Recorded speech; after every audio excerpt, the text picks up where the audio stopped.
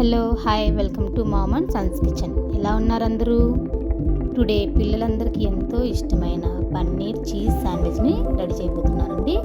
ఇందులోకి onion, tomato, capsicum and పన్నీర్ని తీసుకున్నాను 200 grams. ఈ ప్రాసెస్లో పన్నీర్ శాండ్విచ్ చేస్తే పిల్లలు ఎంతో ఇష్టంగా బాగా తింటారండి. అసలు శాండ్విచ్ తిన్న పిల్లలు కూడా దీన్ని బాగా తింటారు. వెజిటేబుల్స్ అన్నీ ఉంటాయి కాబట్టి ఎంతో ఆరోగ్యంగా ఉంటుంది. కాబట్టి ఈ ప్రాసెస్లో చూద్దాము.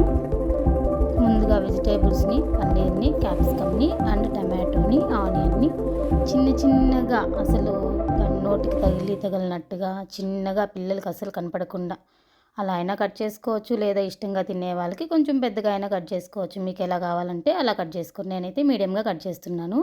యాక్చువల్గా మా అబ్బాయి క్యాప్సికమ్ అన్నీ ఏరేస్తుంటాడు. సో తన కోసం నేను కొంచెం తినాలి అన్నట్టుగా ఇలా శాండ్విచ్ని తయారు చేస్తున్నాను అనమాట. ఓకే, మరి ప్రాసెస్లోకి వెళ్ళిపోదాం. ముందుగా స్టవ్ ఆన్ చేసి కడాయి పెట్టేసుకొని కొద్దిగా ఆయిల్, నెక్స్ట్ గీ కూడా వేసుకోండి. ఆయిల్ వద్దనుకున్న వాళ్ళు గీ మాత్రమే కూడా వేసేసుకోవచ్చు.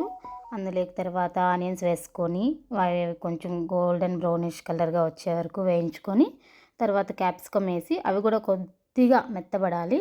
మెత్తబడిన తర్వాత అందులోకి పన్నీర్ కూడా వేయండి. పన్నీర్ వేసి వాటిని లైట్గా అట్లా నలుపుతూ కట్ చేసినట్టు కొంచెం స్మాష్ చేసినట్టు కదుపుతూ ఉండాలి. తర్వాత టమాటో వేసుకోండి. టమాటో వేసుకున్న తర్వాత వాటిని మొత్తం అన్నీ కలిసే విధంగా కలపాలి. తర్వాత సాల్టు అండ్ నేనైతే చిల్లీ అండ్ ఆరిగానో వేసుకున్నాను. పసుపు, కొంచెం గరం మసాలా, కొంచెం కారము, కొంచెం ధనియా పొడి ఇలా అవన్నీ వేసుకొని కలిపేశాను. ఇంతే అండి. మనము కొంచెం అన్నీ కలుపుకునేసి వాటిని కొంచెం మెత్తగా అయ్యే వరకు ఉంచుకోవాలి. తర్వాత బ్రెడ్ తీసేసుకొని బ్రెడ్లోకి మధ్యలో స్టఫ్ పెట్టేసేసుకోవాలి. నేనైతే అన్నీ ఒకేసారి పెట్టుకొని ఒకేసారి ఓవెన్లో పెట్టేస్తానండి.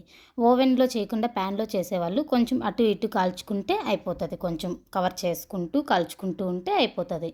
ఇంకా నేను ఓవెన్లో పెట్టుకోవడం కోసం ఇలా చేస్తున్నాను. అంతే అండి. ఇది ఎంతో రుచికరమైన శాండ్విచ్ రెడీ అయిపోతుంది. ఓవెన్లో పెట్టేసుకొని 10 మినిట్స్ అలా పెట్టేస్తే అయిపోతుంది. అంతే అండి. మీరు కూడా ఒకసారి ట్రై చేసి ఎలా ఉందో నాకు కమెంట్ చేయండి. Okay, thank you. ఇలా వచ్చింది చూడండి.